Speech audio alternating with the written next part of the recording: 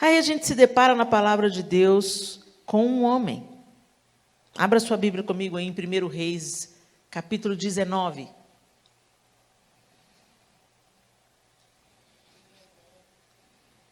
E nós vamos ver a história de Elias. 1 Reis 19, só para te contextualizar, Elias acabou de confrontar os profetas de Baal. O fogo, o poder de Deus caiu do céu, lambeu a oferta e manifestou a glória de Deus, dizendo que em Israel há um só Deus. E Baal perdeu. E os profetas de Baal, então, foram mortos à espada. Porque estavam ensinando um caminho falso ao povo de Israel. Então, Elias tinha acabado de sair de um grande momento, um momento histórico, um momento marcante, da aprovação de Deus sobre a vida dele. Deus respaldou tudo aquilo que Elias tinha invocado do Senhor. E o nome do Senhor foi glorificado. Israel viu que há um só Deus. Nós estamos nesse momento. Aí começa o capítulo 19 de 1 Reis, e o texto diz assim: Acabe fez saber a Jezabel tudo quanto Elias havia feito e como matara todos os profetas de Baal, à espada. Então Jezabel mandou um mensageiro a Elias a dizer-lhe: façam-me os deuses como lhe aprouver, se amanhã a estas horas não fizer eu a tua vida como fizeste a cada um deles. Verso 3. Temendo, pois, Elias, levantou-se e para salvar sua vida se foi e chegou a Berseba, que pertence a Judá, e ali deixou o seu moço. Ele mesmo, porém, se foi ao deserto, caminho de um dia, e veio, e se assentou debaixo de um zimbro, e pediu para si a morte, e disse: basta, toma agora, ó Senhor, a minha alma, pois não sou melhor do que meus pais. Deitou-se e dormiu debaixo do zimbro. Eis que um anjo tocou e lhe disse: levanta-te e come. Olhou ele e viu junto à cabeceira um pão cozido sobre pedras em brasa e uma botija de água. Comeu, bebeu e tornou a dormir. Voltou segunda vez o anjo do Senhor, tocou e lhe disse: levanta-te e come, porque o caminho te será sobremodo longo. Levantou-se, pois, comeu e bebeu, e com a força daquela comida, caminhou 40 dias e 40 noites até Horebe, o monte de Deus. Ali entrou numa caverna, onde passou a noite, e eis que lhe veio a palavra do Senhor e lhe disse: que fazes aqui, Elias? Ele respondeu: tenho sido zeloso pelo Senhor, Deus dos exércitos, porque os filhos de Israel deixaram a tua aliança, derribaram os teus altares e mataram os teus profetas à espada. E eu fiquei só e procuro tirar minha vida. Disse-lhe Deus: sai e põe-te neste monte perante o Senhor. Eis que passava o Senhor, e um grande e forte vento fendia os montes e despedaçava as penhas diante do Senhor, porém o Senhor não estava no vento. Depois do vento um terremoto, mas o Senhor não estava no terremoto. Depois do terremoto um fogo, mas o Senhor não estava no fogo. E depois do fogo um cicio tranquilo e suave. Ouvindo-o, Elias envolveu o rosto no seu manto e saindo pôs-se à entrada da caverna. Eis que lhe veio uma voz e lhe disse: que fazes aqui, Elias? Ele respondeu: tenho sido em extremo zeloso pelo Senhor Deus dos exércitos, porque os filhos de Israel deixaram a tua aliança, derribaram os teus altares e mataram os teus profetas à espada, e eu fiquei só e procuro tirar a minha vida. Disse-lhe o Senhor: vai, volta ao teu caminho para o deserto de Damasco, e em chegando lá, unge a Azael rei sobre a Síria. A Jeú, filho de Ninsi, ungirás rei sobre Israel, e também Eliseu, filho de Safate, de Abel-Beolá, ungirás profeta em teu lugar. Quem escapar a espada de Azael, Jeú o matará. Quem escapar a espada de Jeú, Eliseu o matará. Também conservei em Israel 7.000, todos os joelhos que não se dobraram a Baal, e toda a boca que não o beijou. Senhor, essa é a tua palavra, e nós te pedimos que o Senhor nos ensine, pelo poder do teu Espírito, através dela. Somos pequenos e limitados, mas o Senhor é grande, poderoso e capaz de nos convencer daquilo que precisamos ser convencidas e de nos transformar e de mudar a nossa jornada. E é isso que nós pedimos em nome de Jesus. Amém. Elias tinha experimentado uma grande vitória, mas ele não conseguia ver. Ele foi intimidado por uma ameaça de uma mulher, Jezabel. Será que Elias, gente, parece tão absurdo, porque Deus tinha se manifestado, eu aconselho vocês a lerem o capítulo anterior. Elias estava tão confiante que Deus ia fazer, que ele até zombava de Baal. Não, pede aí, ora mais um pouquinho, quem sabe Baal está ocupado, né? Fala aí, fala mais alto, às vezes ele não está ouvindo. Ele estava tão confiante de que Deus ia se manifestar de forma poderosa, que ele não temeu, ele tinha certeza. E para onde foi a certeza? Depois que só pela ameaça de Jezabel, ele achava que o mesmo Deus que fez cair fogo do céu, não era capaz de livrá-lo da ameaça de Jezabel? Não parece absurdo, gente? Mas isso acontece com a gente.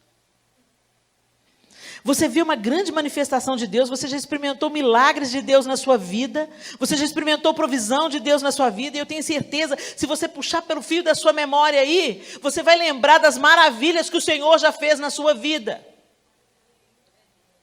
E se a gente abrir uma roda de conversa, uma conta uma história, e a história dessa que está falando vai te lembrar da sua também. Deus já fez isso por mim também, pela minha vida também. E a gente vai ter aqui um momento de avivamento. Por isso que a gente precisa de trazer à memória aquilo que nos dá esperança.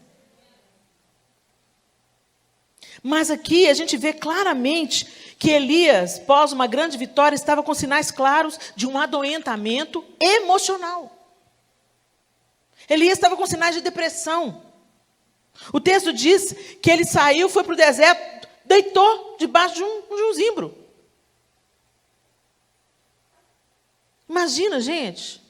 Você sai andando, cansou, deitou e quer dormir. Quem está depressivo quer dormir. Depressão não é frescura, depressão é uma doença, tem que ser levada a sério. E o sinal é que a pessoa não tem ânimo, e não é frescura, não é porque ela, sabe, não adianta você virar para uma pessoa depressiva e falar assim, se anima, fulano. Se anima, levanta. Ela está doente. Você vê, o anjo do Senhor veio e tocou nele, falou, levanta, come. Olha aí, comida boazinha que eu fiz para você, quentinha. Ele levantou, comeu, o que ele fez? Dormiu de novo.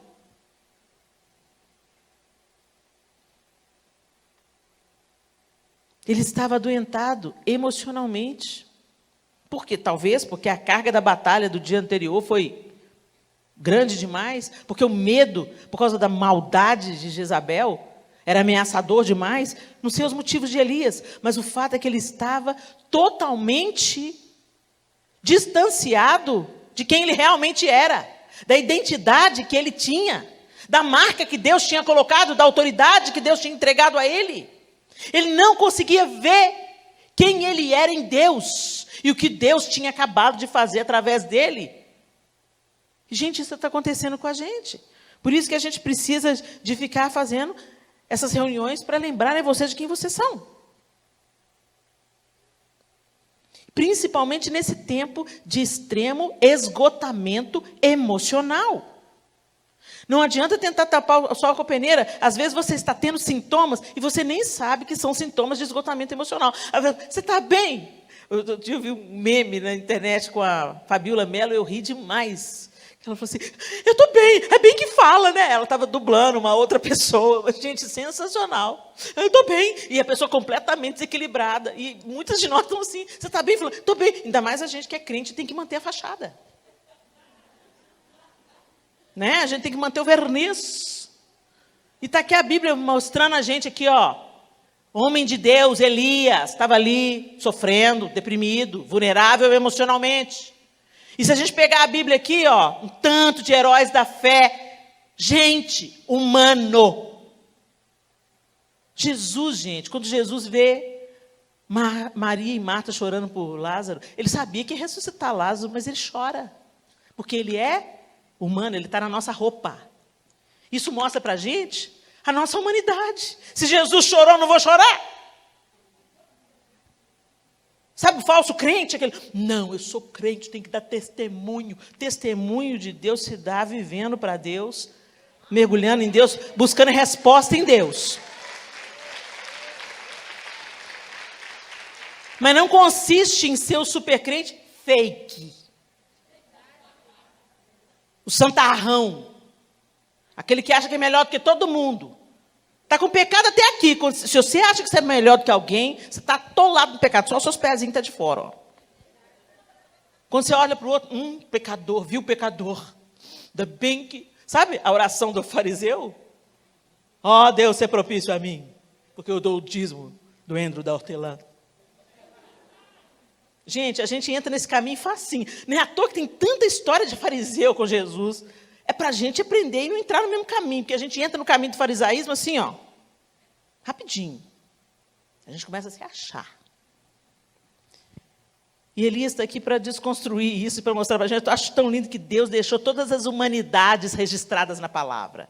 Ele podia ter dado uma escondidinha na falha de Davi, né? Não, está tudo lá, em detalhe. Para a gente saber que todo mundo é feito do mesmo material.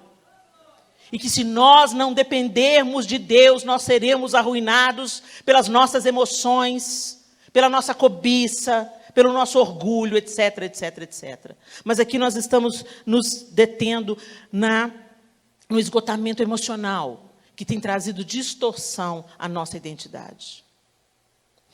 E como é que eu sei, Helena, que eu estou adoentado? Não, quais são as causas, né, que está causando esse adoentamento coletivo? Eu não preciso nem te falar, né, gente? Começa com P e acaba com A.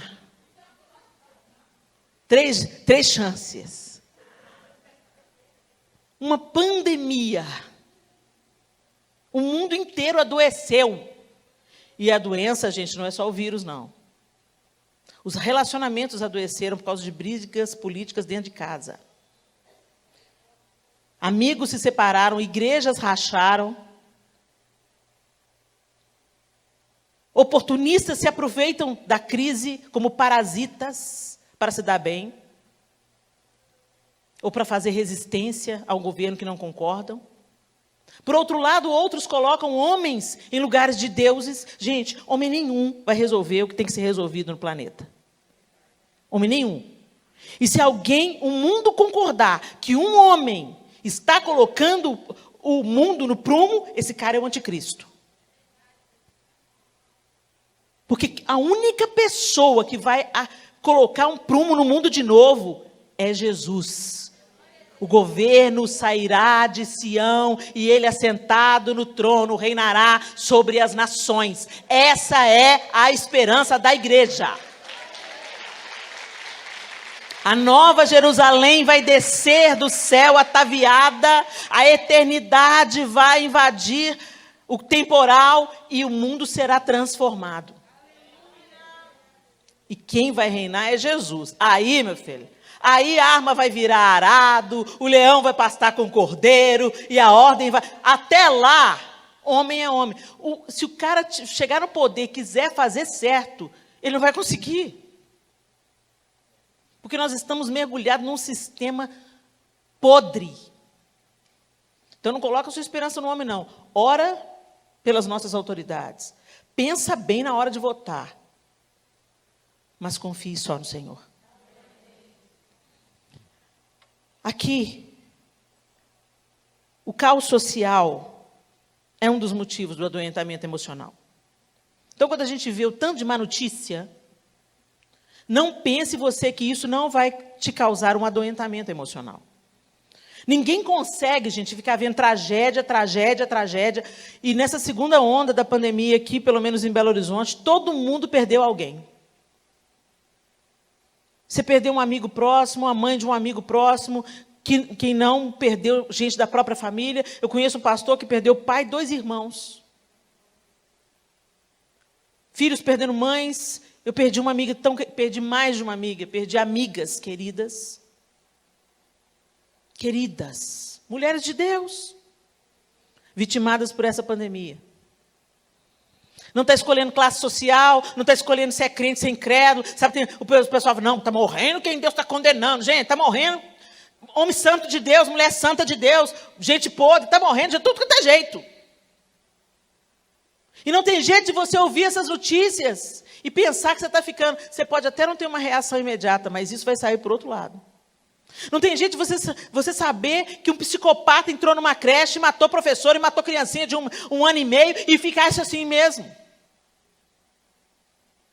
Não tem jeito da gente ficar sabendo de notícia.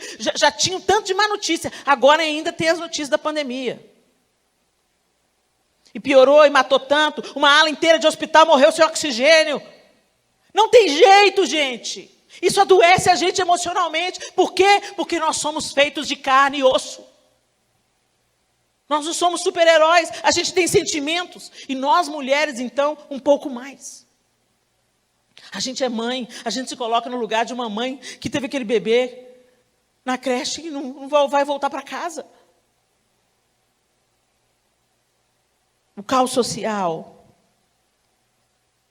a pandemia, as más notícias, elas nos adoecem emocionalmente. O fator escatológico nos adoece emocionalmente. Por quê? Porque nós estamos vendo profecias se cumprindo, certo? Então você pensa, Jesus está voltando. Aí você fica alegre, aleluia, volta mesmo, Senhor Jesus. Ora vem, Senhor Jesus. Mas quando você vai estudar escatologia, você sabe que o negócio vai piorar muito.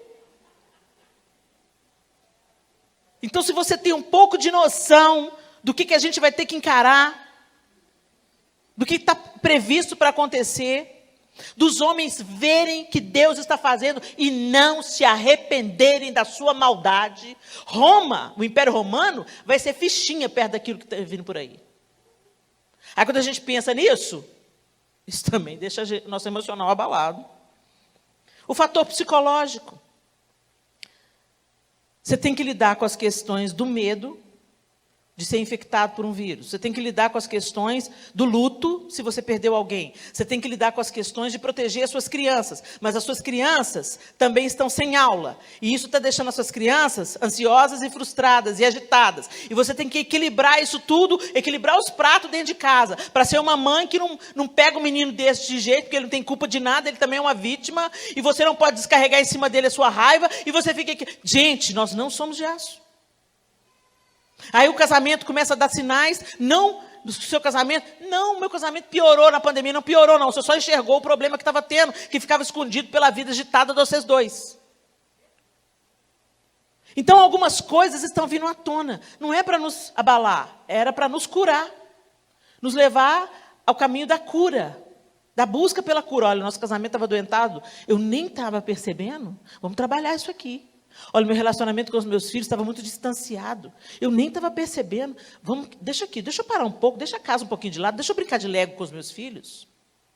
Espera aí, a professora dele não está, então eu vou ser a professora dele, eu vou ensinar esse menino. Eu vou entrar nesse nicho aqui, porque eu não vou esperar da escola o que eu, como mãe, tenho que fazer para o meu filho, não.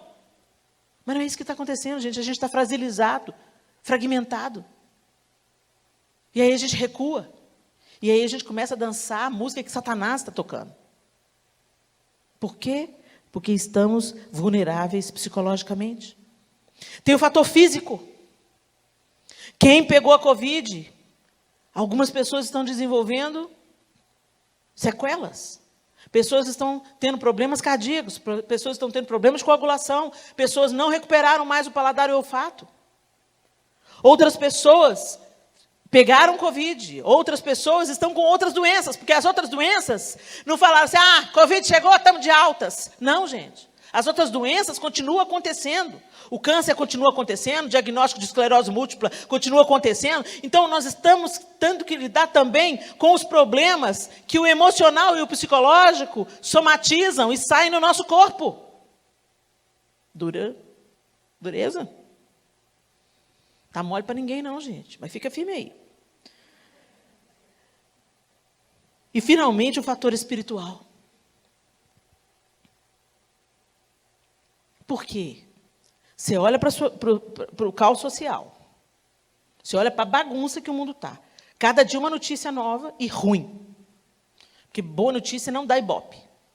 Você olha para a Bíblia e vê, uau, os cumprimentos das profecias. Começou, princípio de dores. O que vem depois? Você olha para o psicológico, meu pai, estou em frangalhos, eu tenho que dar conta de todo mundo, não estou dando conta nem de mim. Você olha para o seu físico, ganhou peso na pandemia, não tem ânimo para se exercitar e está com algumas doenças aí. Chegou aqui, uma coisinha ali, diabetes foi diagnosticado, e agora? A gente começa a questionar quem é Deus. A gente começa a tirar os olhos de Deus, colocar as circunstâncias, e a nossa fé começa a balançar. Será que Deus... Por que nós estamos passando por isso? Quem aqui não pensou nisso? Por que nós estamos passando por essa pandemia? Por que Deus está permitindo? Por que Deus permite que um cara entre numa creche e mata a criancinha? Por que o mundo é tão mau? Por que Deus, tendo todo o poder, não faz nada? Porque Satanás não vai perder a oportunidade de te atacar. E de fragmentar a sua fé. E de te afastar da sua única fonte de esperança e cura. Ele mente. E ele usa bons argumentos para isso. E isso tudo que eu falei aqui gera esgotamento emocional. Ah, Helena, como é que eu sei que eu estou com esgotamento emocional? Eu estou bem, eu juro que eu estou bem. Estou ótima. Vamos lá. Um sinal de esgotamento emocional é hiperdimensionar os problemas. Quando você vê os problemas enormes e as coisas boas você vê pequenas. Quando você só vê o que está ruim e não consegue enxergar o que está bom. Por exemplo, você está tão desesperançada com a vida que você não consegue entender que você está viva. Respira aí, gente. Olha aí, gente, bendito seja Deus, você não precisou de um tubo para fazer isso. Dá um glória a Deus aí. Quantas pessoas nesse exato momento estão debaixo de oração, súplicas e lágrimas e equipes médicas trabalhando em cima para dar à pessoa a possibilidade dela voltar a respirar. Aí a gente enxerga todos os casos de pessoas entubadas e sem ar, mas a gente não consegue ser grato porque o Senhor tem nos dado livramento pela sua misericórdia, não pelo nosso mérito, e nós estamos respirando. E se estamos respirando, é porque Deus ainda tem um plano na nossa vida. Que o diabo vai fazer tudo para você não cumprir. Que o diabo vai fazer tudo para abortar. Respira fundo de novo. Este é o meu respirar. Tua vontade feita em mim. Bendito seja Deus, a gente está respirando. Bendito seja Deus, você está nessa reunião, nessa tarde. Bendito seja Deus, você está andando, você está falando, você está comunicando. Bendito seja Deus, sua família está lá, debaixo da mão do Todo-Poderoso. Bendito seja Deus, você tem comida para comer na sua casa. Bendito seja Deus.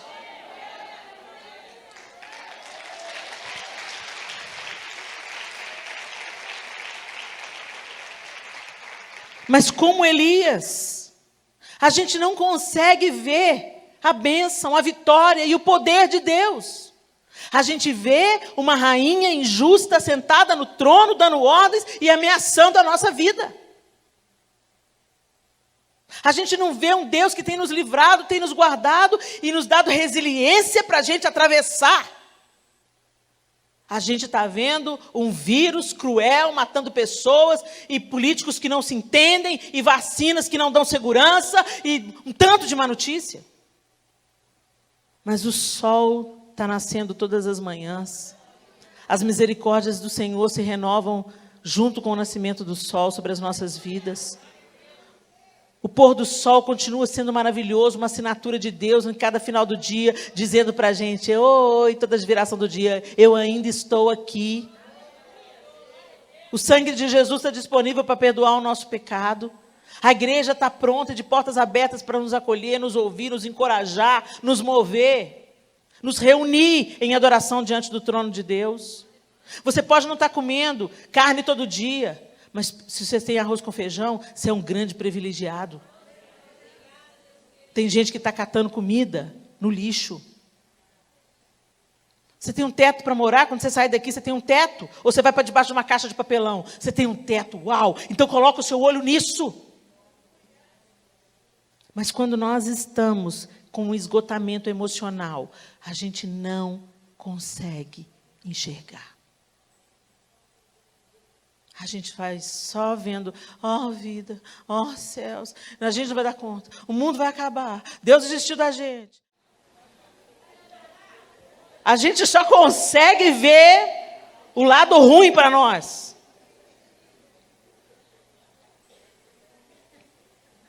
Outro sinal, saber o que precisa fazer, mas sem ânimo para fazer.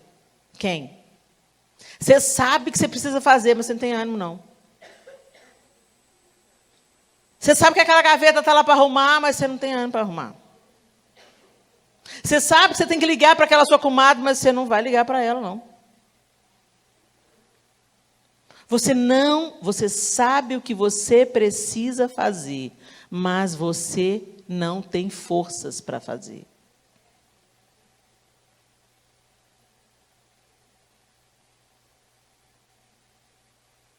Você sabe que você tem que ir na igreja, mas você não quer ir.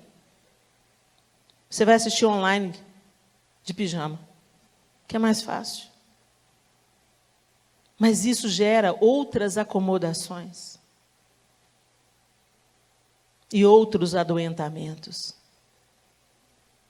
É sutil, gente, não é óbvio. É sutil.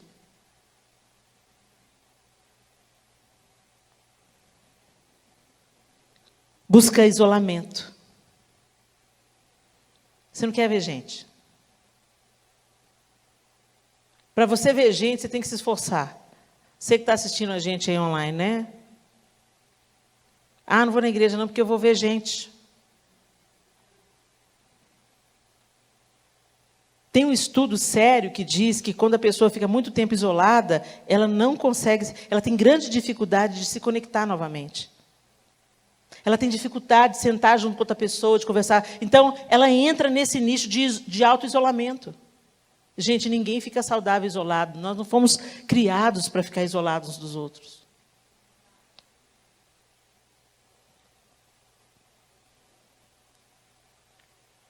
E isso distorce a sua identidade e afeta a sua fé.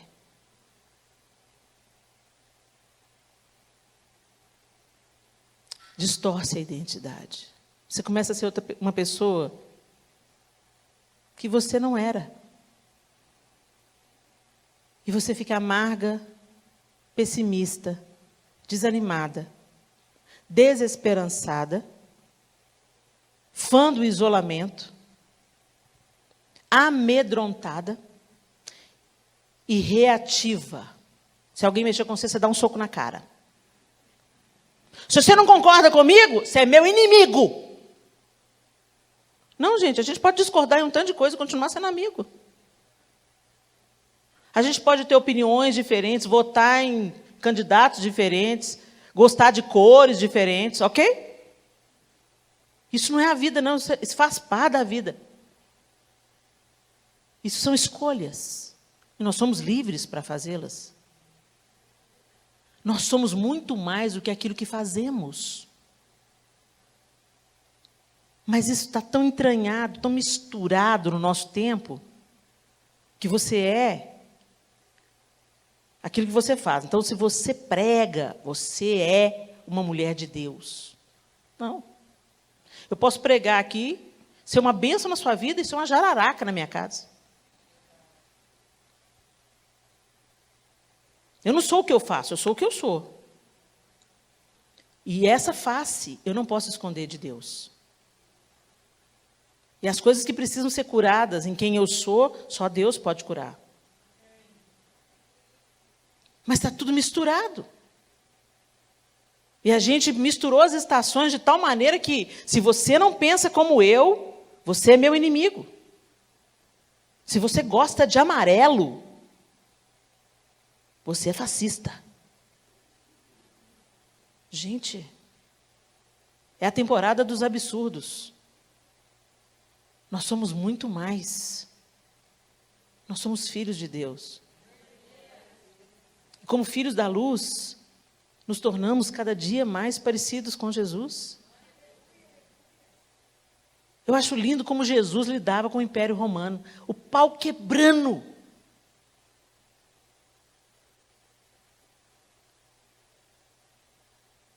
E aí? É para pagar imposto para César ou não é? A César o que é de César. A Deus o que é de Deus. Jesus estava firme no seu propósito. Coisas menores, como o Império Romano, não ia atrapalhar o propósito de Jesus. Vocês estão entendendo, gente? A gente tem que se ligar naquilo que realmente define a nossa vida. Governos vêm e vão. Ideologias vêm e vão. E não vai melhorar não, gente. Porque o mundo jaz no maligno. Acorda para a vida. E aí, nós vamos ficar abalados? Porque o ministro pediu demissão? Nós vamos ficar abalados porque o candidato que eu não queria ganhou na prefeitura? Nós vamos ficar abalados porque a injustiça está prevalecendo em detrimento da justiça? Não! Vamos ser, então, instrumentos de justiça. A gente tem que esperar isso do governo, a gente tem que esperar isso da igreja. É a igreja que é o sal da terra, não é o governo que é o sal da terra.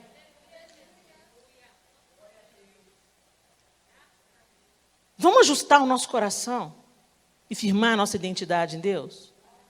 Porque se você for uma filha de Deus, onde você for, a luz chega. Onde você for, a esperança chega. Onde você for, a solução chega. Onde você for, Jesus vai. Porque Ele não habita em nós. Mas nós estamos adoentados. Como Elias estava. Contaminados pela ameaça, contaminados pelo medo, contaminados pela conspiração, contaminados pela idolatria. Acho que Elias olhou assim ao redor, falou, pronto, eu matei os profetas tudo, mas, eu estou sozinho. É isso que ele afirma no texto 2 vezes. Deus pergunta, o que você está fazendo aqui?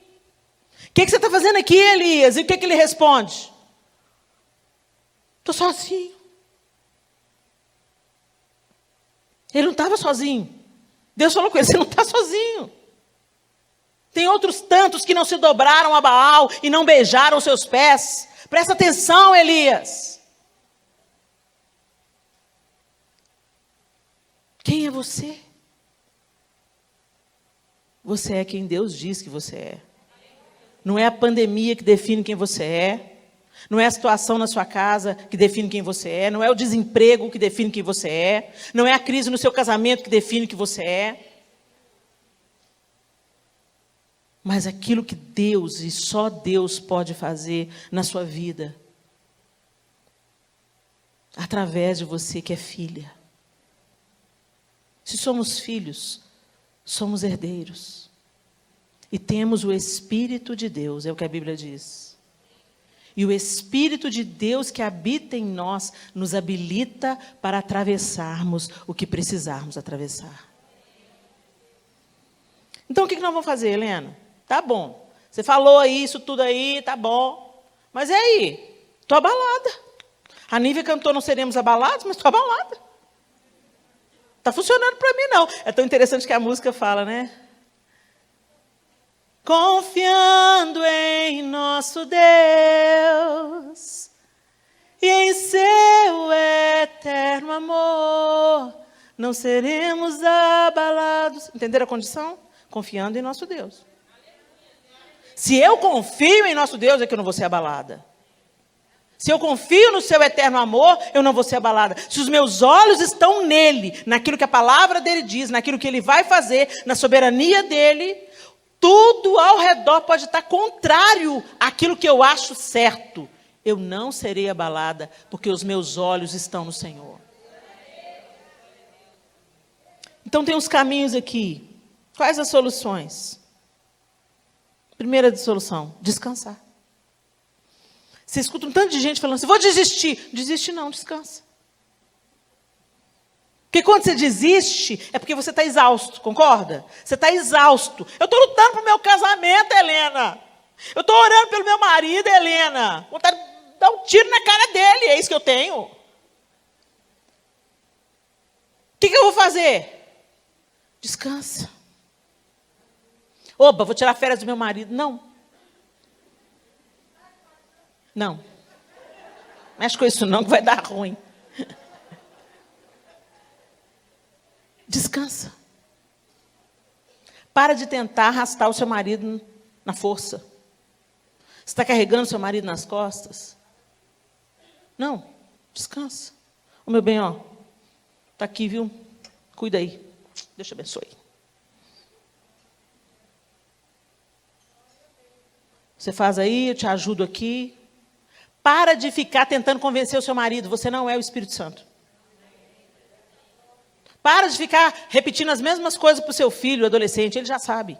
Vai orar por ele, vai falar com quem pode resolver, que é Deus.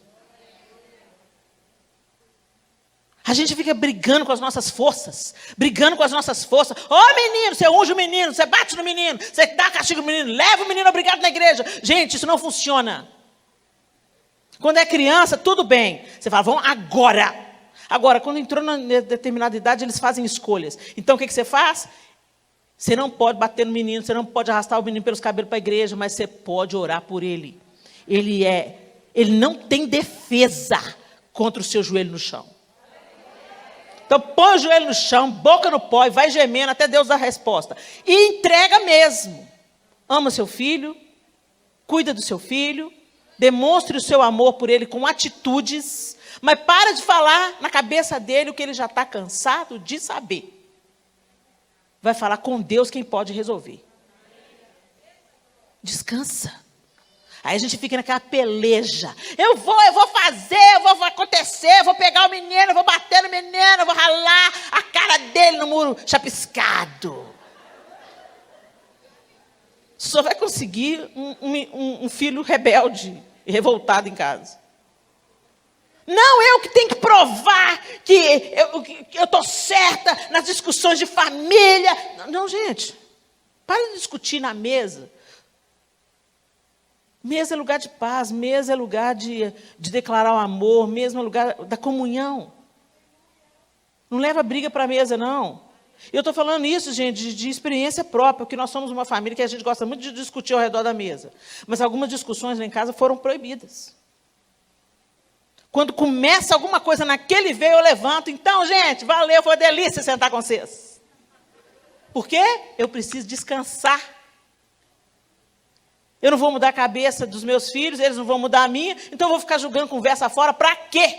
Só para tribular um ao outro? Só para provocar um ao outro? Só para plantar desesperança no meu coração? Não, vou descansar. Vou ler um livro, vou ler a Bíblia, vou escutar uma música boa. O diabo não vai me esgotar com conversa que eu não preciso ter. Com discussões que não nos levam a nada. E descansa literalmente, gente. Limpa a casa, mas também aproveita a casa limpa. Não fica só na internet, não, pelo amor de Deus, vai ler a Bíblia. Limita o seu tempo de internet. Fala assim, olha, tem um aplicativo hoje que diz quanto tempo você gasta na internet. Observe e compare com quanto tempo você lê a Bíblia. O que pesa mais é aquilo que você adora. E você se torna semelhante àquilo que você adora. Então, gasta tempo lendo a Bíblia, estudando a Bíblia. Não só lendo para cumprir tabela, não, sabe? Lendo para conhecer o Deus que você diz que serve. Investe tempo em oração. Sabe aquela oração pelo Brasil, oração pelos enfermos do Brasil, e oração pela sua família, pelo seu filho que está desviado, pelo filho da vizinha que está nas drogas. Sabe? Vai. Tem muito motivo de oração aí, gente. Investe as suas palavras na oração e não na discussão.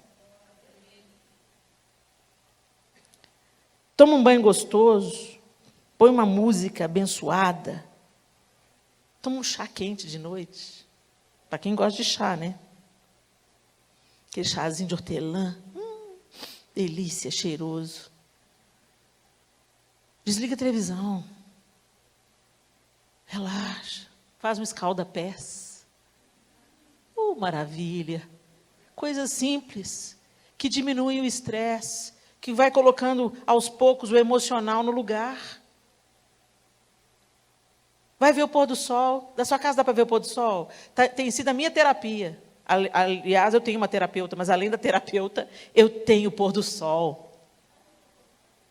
Abro a minha janela do quarto e fico, maravilha! Os céus manifestam a glória de Deus, o firmamento anuncia as obras de suas mãos, os meus vizinhos tudo pensam que eu sou doida, mas eu não estou nem aí. Porque os filhos das trevas não têm inibição de adorar os seus deuses. Eu vou ter inibição de adorar a Deus?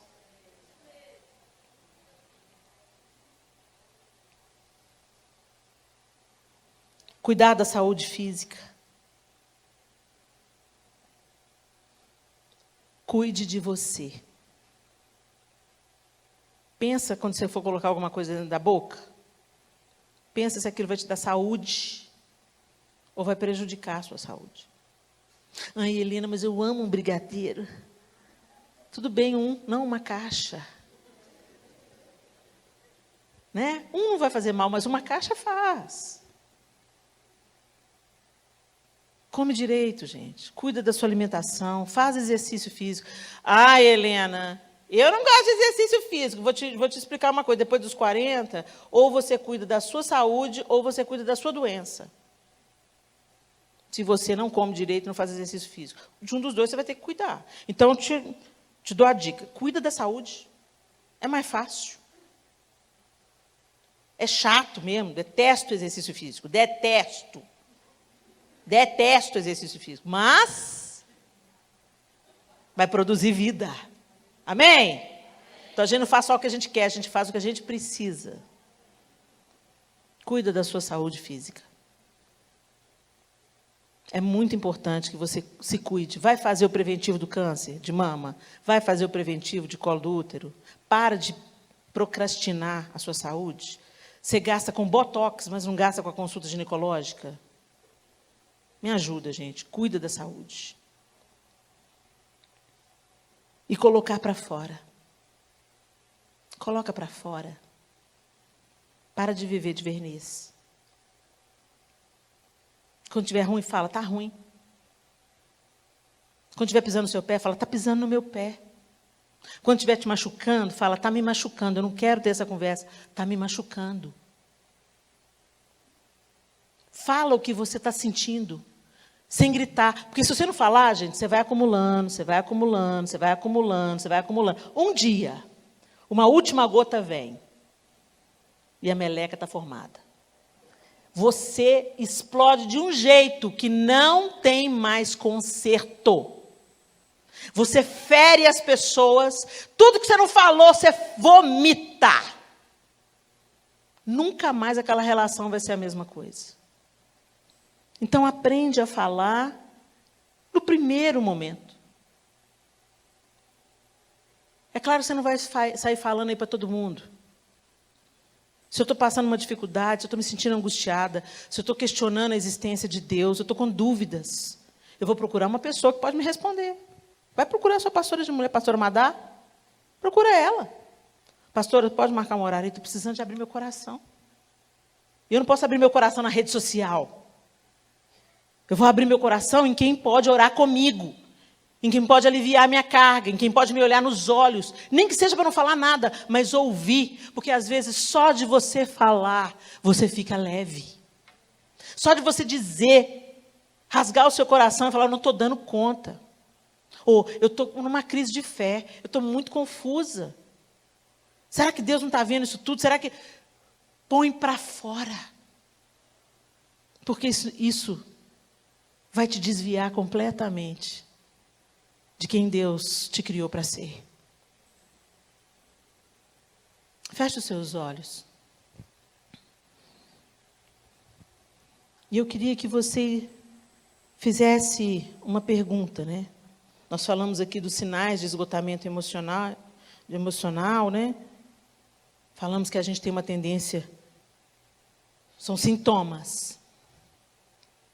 Mas tem 3 sinais de esgotamento que são muito evidentes. E não é para você responder para mim nem para ninguém, é para você responder para você mesma. Se você está com esses 3 sinais de esgotamento. Dormindo mal. E quando fala dormindo mal, pode ser insônia, ou pode ser só quer dormir, dormir, dormir, dormir. Não é aquele sono saudável, que você deita, descansa, levanta e está disposto, está descansado. Não. É quando você ou tem muita dificuldade para dormir, insônia, só consegue dormir lá pela alta madrugada. Ou você só quer dormir. Você dorme a noite toda, você quer dormir mais um pouco, você dorme de manhã, você não tem ânimo para nada, você quer só dormir, dormir. Uma disfunção do sono. Isso é um sinal de esgotamento emocional. Outro sinal é a irritação. Não estou falando da irritação da menopausa, não, que ela também faz parte. Nem da irritação pré-menstrual. Mas eu estou falando de uma irritação constante. Você não consegue lidar com situações simples, com o filho, com funcionária, com o marido, com a mãe, com gente da família, com a irmã. Tudo, você está uma bomba relógio. Qualquer coisa, esbarrou, estourou. A irritação é um sinal evidente. E, finalmente, falhas de memória. Você tem lapsos de memória. Esquece coisas óbvias, como nome de pessoas que convivem com você. Compromissos importantes e que fazem parte da sua rotina. Gente, se essas coisas estão acontecendo, elas são sinais de que você está em perigo. A luz está piscando. Alerta, alerta, alerta, alerta. Se você não cuidar, se você não buscar ajuda pastoral, terapêutica, por que não? Se você não organizar a sua vida tentando cuidar da saúde física, descansar e conversar com pessoas que você pode rasgar o coração, se você não cuidar disso, isso vai deformar, mais do que deformar, isso vai destruir a sua identidade. Você vai virar um zumbi. Uma mulher que é controlada pela dor. Uma mulher controlada pelo destempero, pelo adoentamento emocional. Não uma mulher controlada pelo espírito. O corpo é muito importante e a gente não dá valor para o corpo. Mas quando Jesus nos comprou, Ele nos comprou por inteiro. Corpo, alma e espírito. Se o corpo não fosse importante para Deus, Ele não seria ressuscitado no último dia. A promessa que nós temos é que esse corpo vai ressuscitar e ser glorificado. Eu não vou receber um corpo diferente, eu vou receber esse corpo ressuscitado e ele vai ser glorificado. Exatamente como aconteceu com Jesus. As marcas dos cravos estavam evidência de que era o mesmo corpo. Jesus podia ter ganhado um corpo novo? Podia. Mas o corpo é importante para Deus. E ele não pertence a nós. Essa história de meu corpo, minhas regras, isso é mais uma das muitas mentiras do nosso tempo. Você consegue fazer seu cérebro funcionar? É você que te dá fôlego de vida todas as manhãs? Você que acorda se você quer e não acorda se você não quer? Somos mordomos do corpo. Ele pertence ao Senhor. Por isso que muitas vezes a Bíblia fala sobre não pecar contra o próprio corpo. Por isso que o pecado sexual ele tem um peso diferente. Não porque ele é mais pecado do que os outros pecados. Mas quem peca no pecado sexual, no adultério, na fornicação, na prostituição, esse pecado é contra Deus e contra o próprio corpo, que não te pertence. Vocês estão entendendo?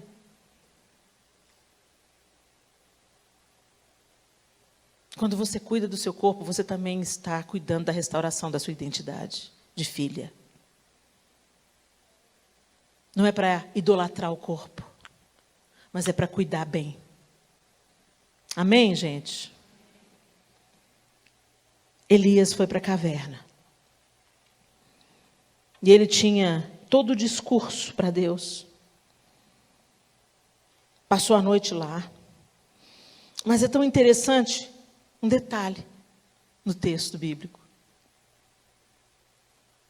Ele caminhou uma longa distância com aquela comida que ele recebeu no deserto. Ele viu na cabeceira o pão cozido, as pedras, a botija de água, comeu, tornou a dormir. Depois voltou a segunda vez o anjo. Deus insiste. Deus nunca desiste.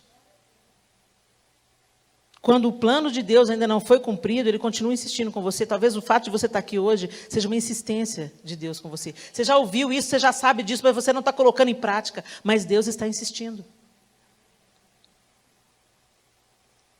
Com a força daquela comida, gente, ele caminhou 40 dias e 40 noites. Quem caminha com a força de uma refeição?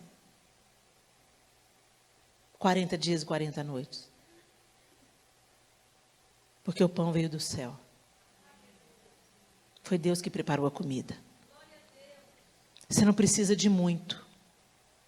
Você precisa daquilo que Deus te dá. Busca no Senhor o seu pão. Os psicólogos são importantes. O exercício é importante, o descanso é importante. E tudo isso é bíblico. O descanso é bíblico, o cuidado, a mordomia com o próprio corpo é bíblico. Não estou ensinando aqui nenhum culto a si mesmo, não. Deus instituiu o descanso. Mas tem uma comida que só achamos nele. E podemos caminhar por 40 dias e 40 noites. Nós não sabemos ainda quanto tempo nós teremos que caminhar dentro dessa pandemia. Nós não sabemos ainda o que teremos que enfrentar dos efeitos colaterais, emocionais, psicológicos e financeiros, econômicos, consequências da pandemia. Mas se nós nos alimentarmos em Deus, a gente vai chegar ao nosso destino. E nesse destino, que era a caverna, olha lá o Elias buscando novamente se esconder. Deus se mostra para ele. E não foi na tempestade, não foi nas grandes... Foi no sussurro. Elias responde para Deus com seus argumentos. Tendo pena de si mesmo. Tenho sido em extremo zeloso pelo Senhor, porque os filhos de Israel deixaram a tua aliança, derribaram os teus altares e mataram os teus profetas à espada, e eu fiquei só e procuram tirar minha vida.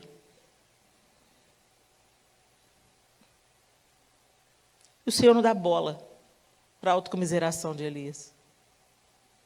Ele fala, vai, volta ao teu caminho para o deserto. Vai fazer isso, vai fazer aquilo, vai ungir aquele, vai ungir aquele, vai ungir aquele. E eu quero só te dizer que tem outros que não se dobraram. Tem mais 7.000 que não se dobraram. Você não está sozinho, não. E é isso que nós temos quando nós comemos comida do céu. Nós atravessamos, nós vencemos e nós vamos cumprir tudo que Deus ainda tem para a gente cumprir. Amém? É a restauração da nossa identidade. quando nós achamos o nosso destino em Deus e vamos viver o que Ele tem para a gente viver. Fique de pé no seu lugar, vamos orar.